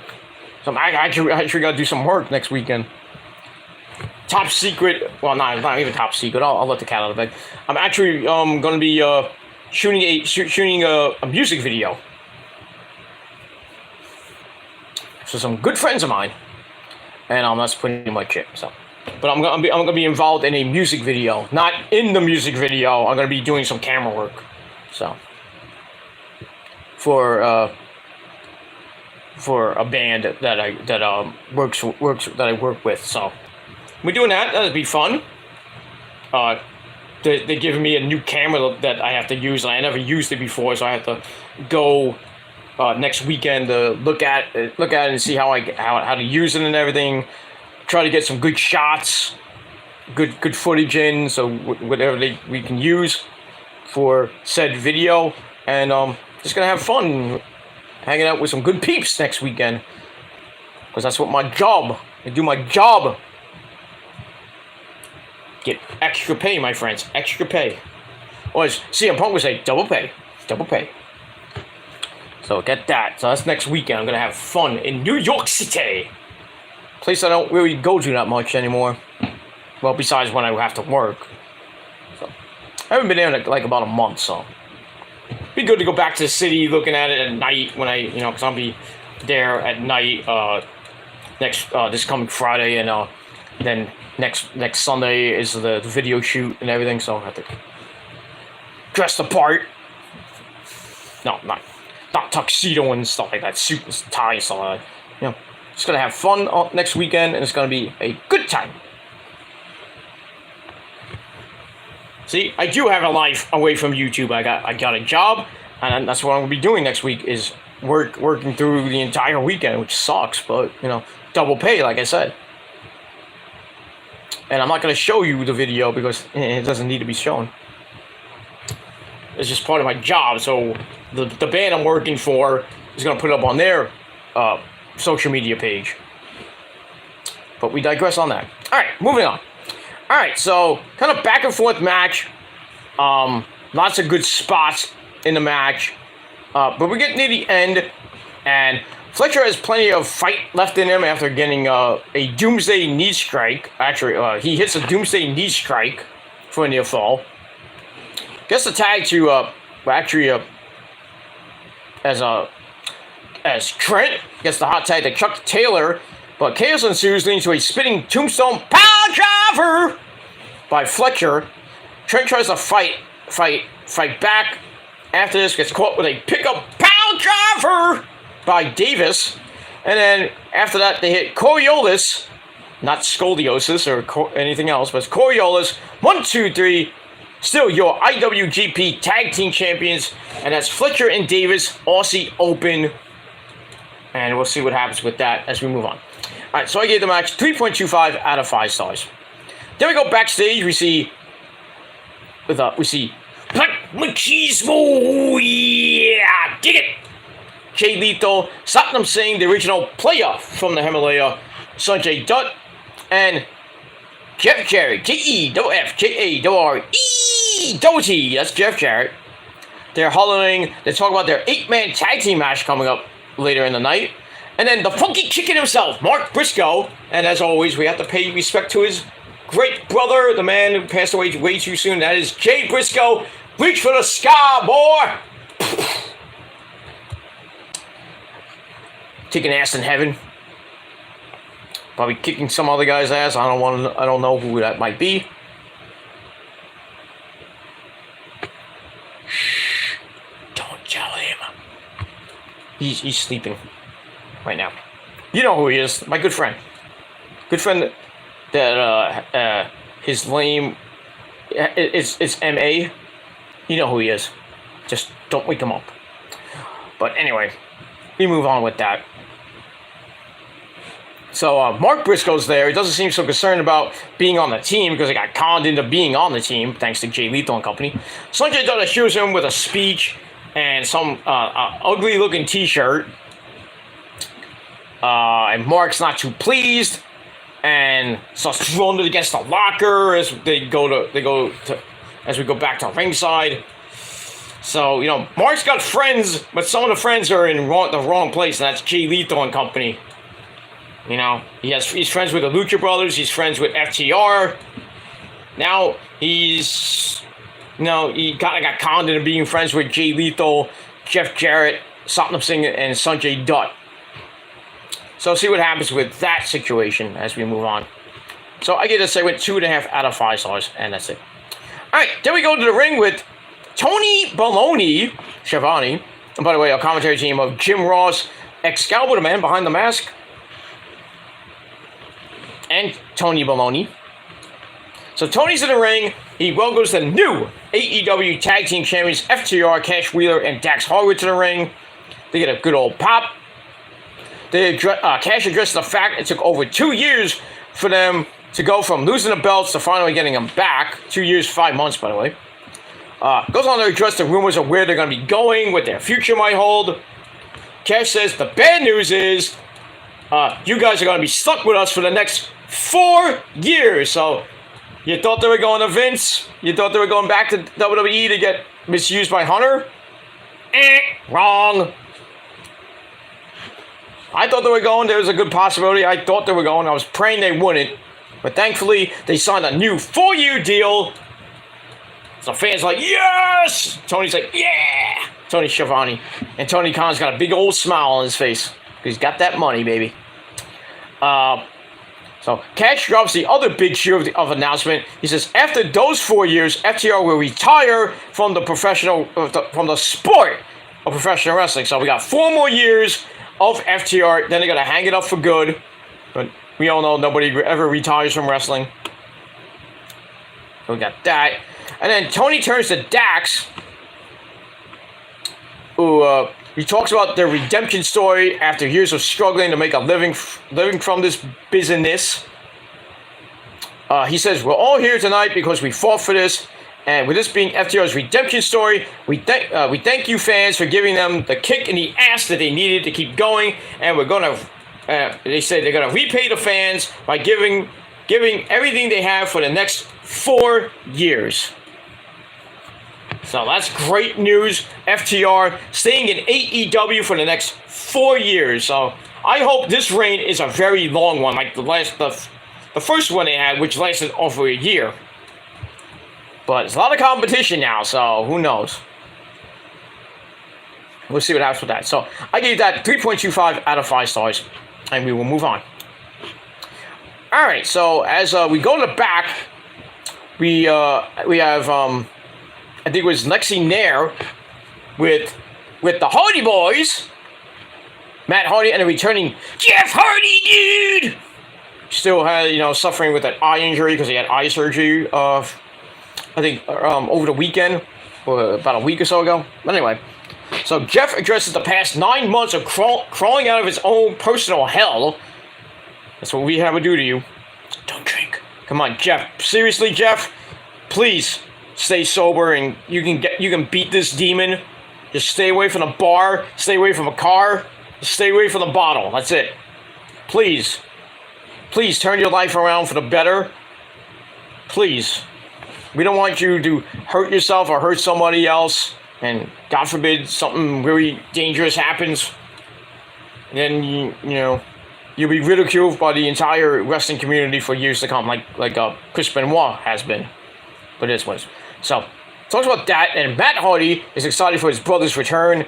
Then he announces a big match as the Hardys, Isaiah Cassidy and Hook, will take on the Firm of Big Cass, Lee Moriarty, All Ego Ethan Page, and I don't know, I would assume it's going to be Stokely Hathaway as the fourth guy. And the match will not take place in the ring. It will take place at the Hardy compound, where the Firm will be rendered to, and they will fade away and classify themselves as obsolete. Delete. So, little broken Matt Hardy, yes. And Brother Nero, I hope they dress up as them when this match happens. And maybe we'll see Rebby Hardy and maybe she'll open her legs again. I don't know. Maybe we'll see King Maxwell, Wolfgang, Bartholomew, and even the newest one, Evie. And maybe we'll see Senor Benjamin, and is there a chance we'll see Vanguard 2.0 or now maybe 3.0, whatever it's up to now? You know, these Hardy Compound videos matches are freaking exciting. They're great. I can't wait for this. This is going to be pretty good to see. If it's on Rampage or I would put it on Dynamite. Because Rampage, I don't know how long they would do it. Because I have to, edit it and everything. So, but it was great to see this segment. Great to see the Hardy Boys back for the final run. Hopefully it's a good one. Hopefully, and like I said, hopefully Jeff can stay off the bottle and stay sober for the rest of his life and the rest of his career. And we'll have to see what happens with that. So I gave that 3.25 out of 5 stars, and that's it. All right, then we go to commercial. We come back with a video package of Wardlow doing damage to Will Hobbs' car on Dynamite, and then they fought on the ramp, which we saw Wardlow basically almost kill Aaron Solo after powerbombing him off the stage. Was supposed to be 2 tables, but he went through 1 table and then in the back of his head just like smacked the second table. So I think Aaron Solo has a major concussion or a really bad headache. Japanese tables. But it is what it is. So we see that Wardlow's ready to take back the TNT title on Wednesday from Powerhouse Will Hobbs. And Hobbs like, I'm going to kick your ass. I'm going to retain my belt. So we'll see what happens Wednesday night in... Where are they this week? They're in Pittsburgh, which is going to be live at 8 p.m. Eastern, 5 p.m. Pacific. So the West Coast and the Central Time Zone, Mountain Time Zone, all that is going to be live. So at 5 o'clock, if you're in LA, you better get home from work pretty quick because you're going to miss Dynamite. Live, coast to coast. So it's going to be a good night of action this coming Wednesday night on the program. That's it. All right, so we see that. Let's go through my notes. Okay. All right, then we go back to ringside. We have the music of "Reach for the Sky, Boy." Mark Briscoe comes out, the funky chicken, and then Jarrett, J-E-W-F-J-E-W-R-E-W-G, and his crew, Jay Lethal, Satnam Singh, and Sanjay Dutt. They come out. Mark's not really looking forward to teaming with these guys, but in any case. They're in a next match, an 8-man tag team match, and they take on Man Scout Jake Manning. If you've ever seen him, go look at PWG a little bit.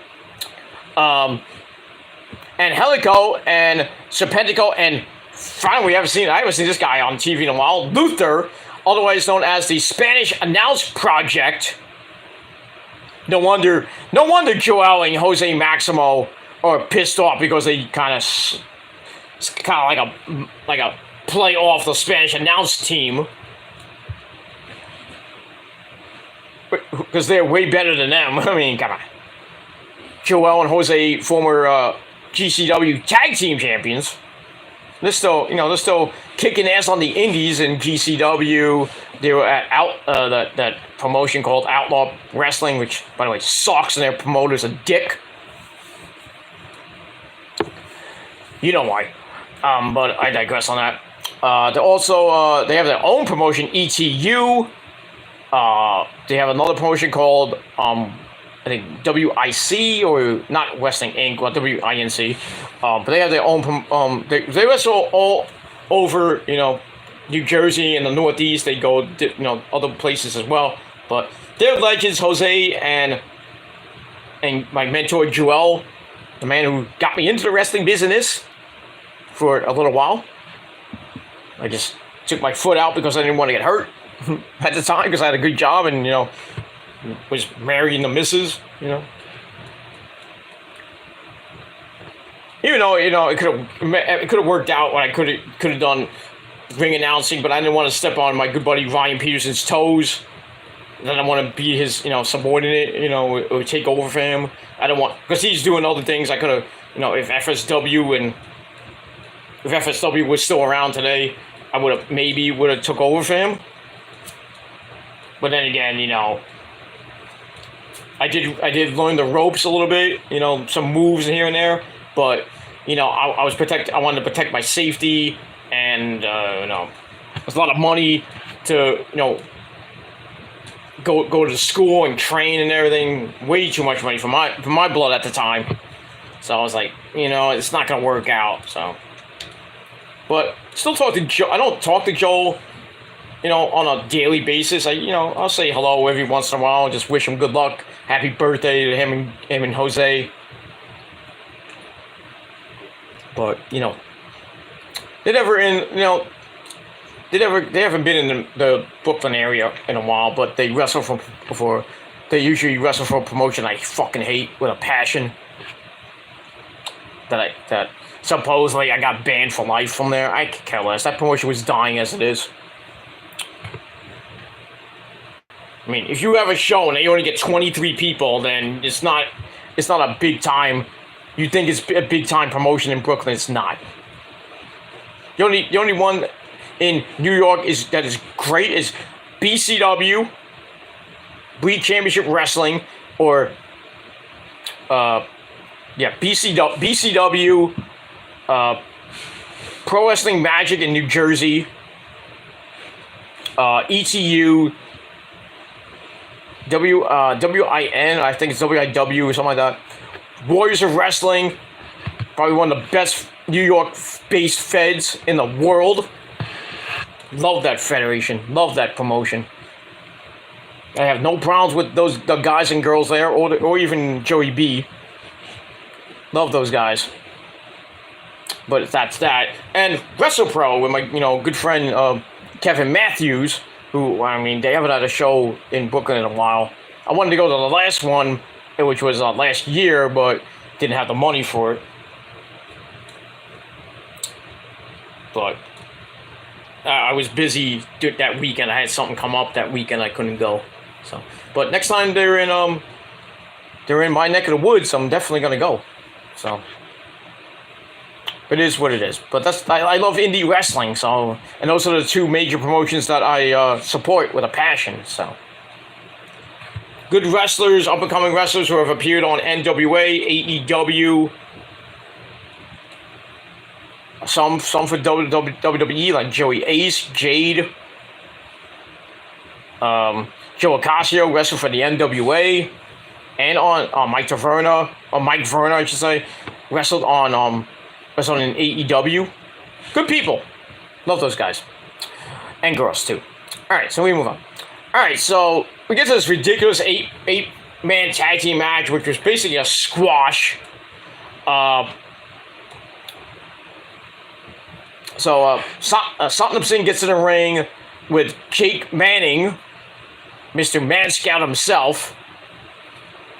Beats the crap out of him, and then Mark Briscoe goes up top, hits Froggy Moo on Man Scout Jake Manning. 1, 2, 3. And, they get the win, and Mark's not happy about it. He leaves the ring in a huff, and JD's like, "What are you doing? We won the match! What's wrong with you?" Mark's like, "Fuck you guys! I'm out of here." He did a Cartman. "Yeah, fuck you guys. I'm going home. Fuck you guys. Kyle." I am so glad, by the way, South Park finally showed Kenny. Without he finally showed his face. Even though they had glasses on his face, but we all know what he looks like.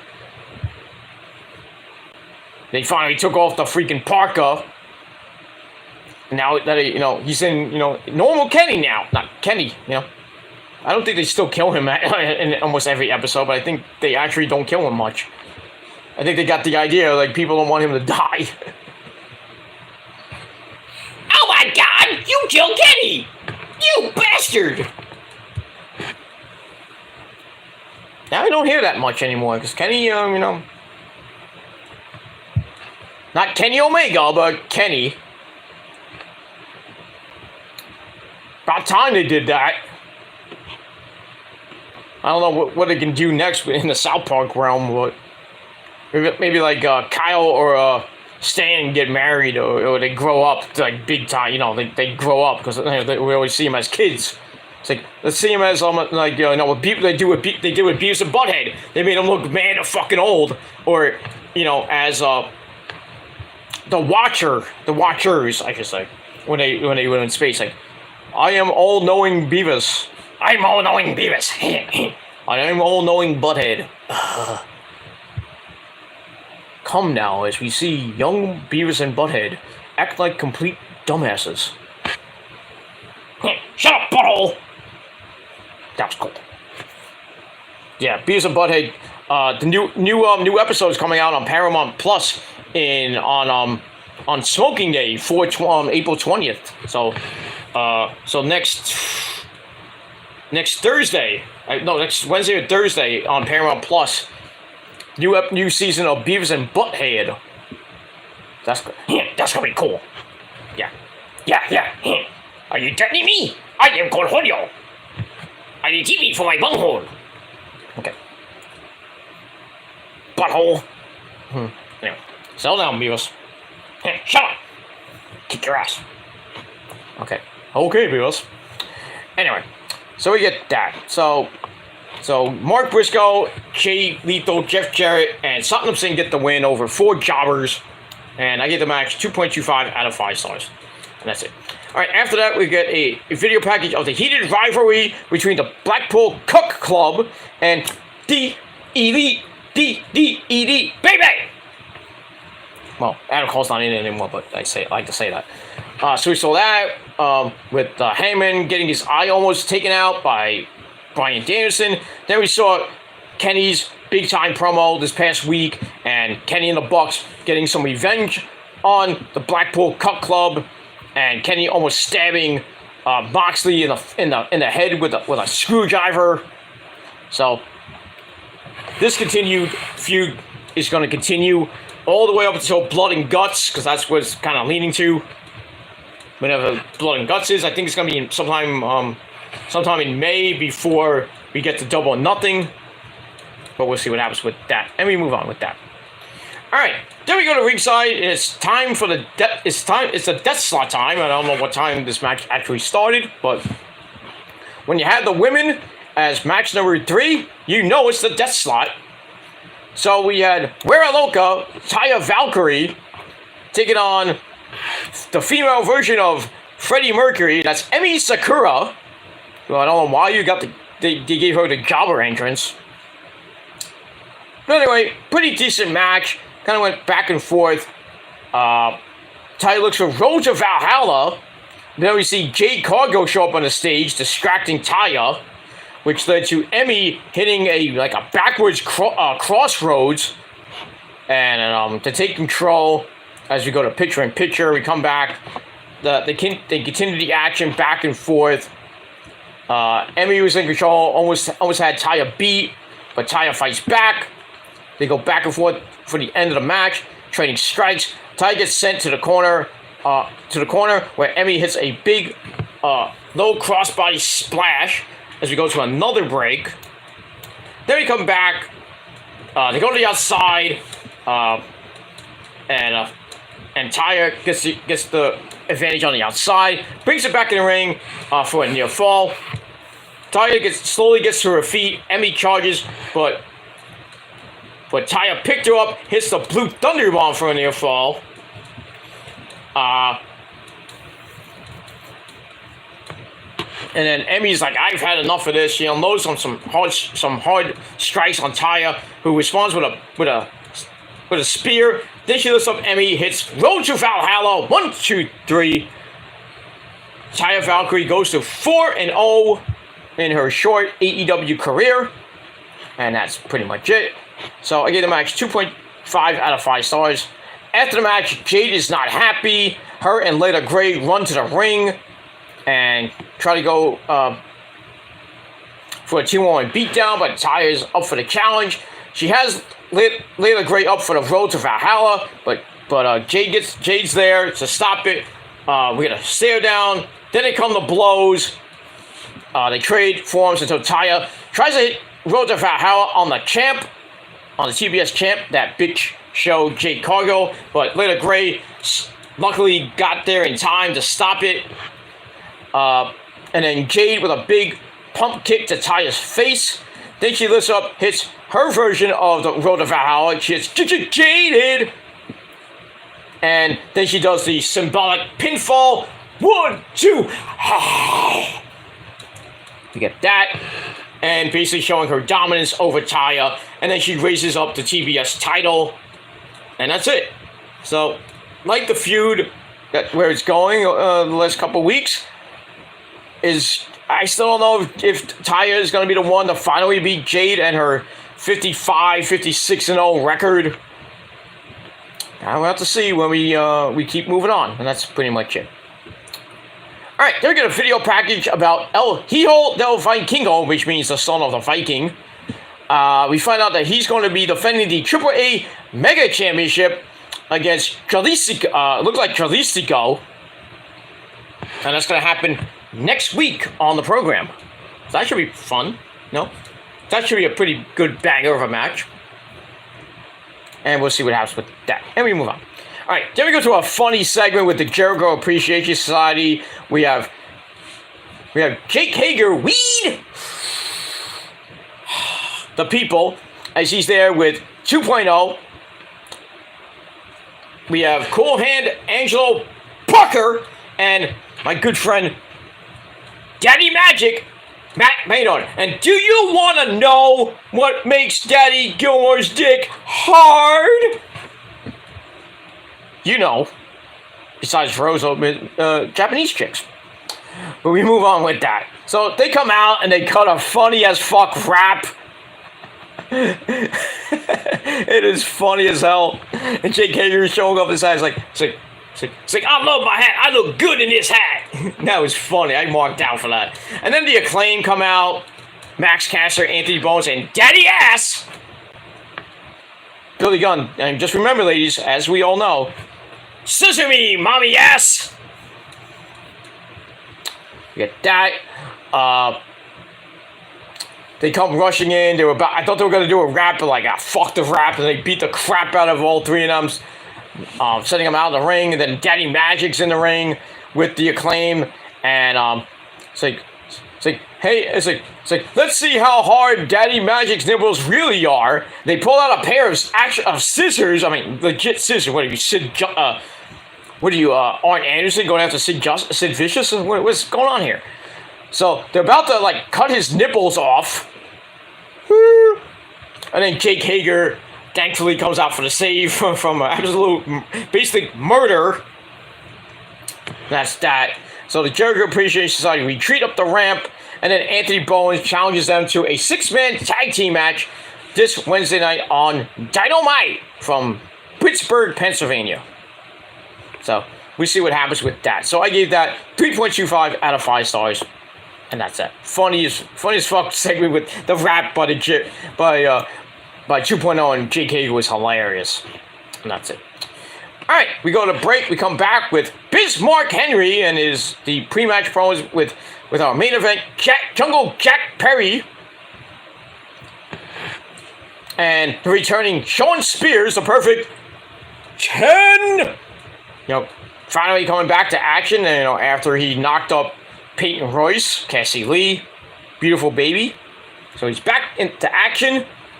So Jack talks about looking to take one more step towards winning the AEW World Title. Sean Spears addresses coming back from becoming a new daddy. So Jungle Buck's like, that's great. Come on, dude had a baby and knocked up probably one of the hottest women in Australia. Come on. I mean, you knock up Peyton Royce, you are a lucky motherfucker. That's all I gotta say about that. So he addresses that and looking to throw his name into the title picture at Jungle Boy Jack Perry's expense. So Mark Henry says what he has to say. He says, well, we've heard enough talk. It's time for the main event. Alright, so we get to the match. And it was a pretty decent match. We see Darby and Sammy Guevara, the Spanish God, who has a new t-shirt out, by the way.